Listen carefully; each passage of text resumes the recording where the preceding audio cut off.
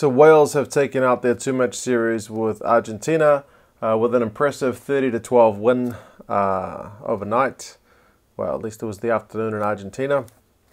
Didn't watch this one live because it was on at 3:45 in the morning in my local time, but I've just finished watching the full replay, so I was actually spoiled to the result. Unfortunately, I saw it on Facebook. I didn't know what the score was. I just saw headline, ugly incident, like Mars, Wales win. So I was just basically eagerly awaiting the end of the game to see what actually went on, but I'll talk about that in a minute. So this one, Wales absolutely played this game as if it was a final or a semi-final or a quarter-final.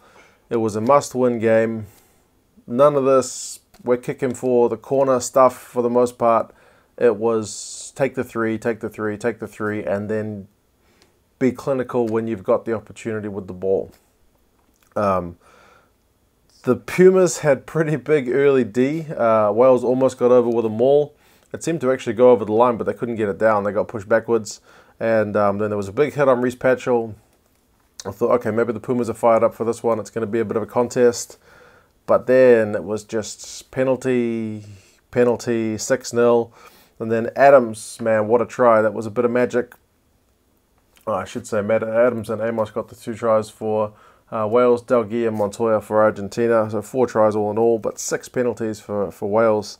Like I said, a bit of magic. And then when Argentina would get the ball, it was just handling errors, penalties, poor passing. It was just really atrocious stuff, and Wales were unlucky not to have a second pretty magic try after one was called back for a player, not the eventual try scorer, the would-be try scorer, but another player being in front of the kicker. So it was all Wales in the first half. By half-time, it was 19 points to 5. Argentina got one last, or the first try through Delguy in the kind of closing minutes of the first half to save them from going into the shed scoreless, but 19 points to 5, really behind the game. Wales had all the stats, all the possession, all the territory. Their work at the breakdown was just phenomenal. Yeah, they were just getting everything, and in attack, Argentina just looked pretty hopeless, to be honest. I mean, part of that is their own handling errors, but part of that is also that solid Welsh defence just putting pressure on. Second half, another bit of magic from Wales. Amos got his try. Quick ball through the hands. Moriarty had a hand in that as well. The commentator was very keen to point that out, and it was good, kind of no-look flick through, so it was very, very skillful stuff. And the penalties kept coming. And then, I mean, the Argentinians had more ball and more territory in the second half. It was an improvement over the first half, but the first half was that poor that it wouldn't take much to be an improvement. And to be fair, they never really looked like breaking the Welsh defence. There were a few moments where they would get a clean break and then kind of nothing would come of it, or they would get a line-out throw in an attacking position and make a mistake, or they'd get turned over, or whatever it was. It just was not happening for them. And like I said, ugly incident at the end of the game. I was kind of just waiting for it. It's like watching a horror movie waiting for the jump scare. I knew there was a red card at the end. I didn't know when, so from about 75 minutes, I was kind of on the edge of my seat waiting for something to happen. I assumed it was going to be one of the Argentinian guys because they'd been frustrated. They'd been poor all afternoon, and I thought they're just going to take someone out, a high shot or something silly, but it was actually Moriarty getting Sanchez in something of a chokehold.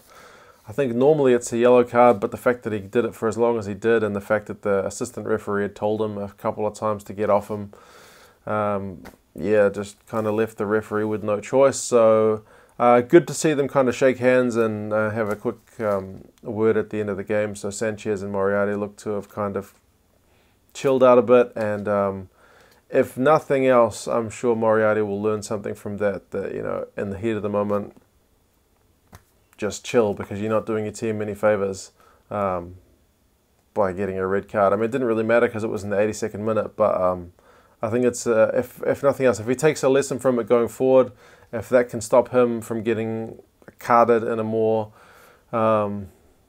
in a game which has got more on the line, then I guess that's something good to come of it. But he'll feel a bit silly after that one.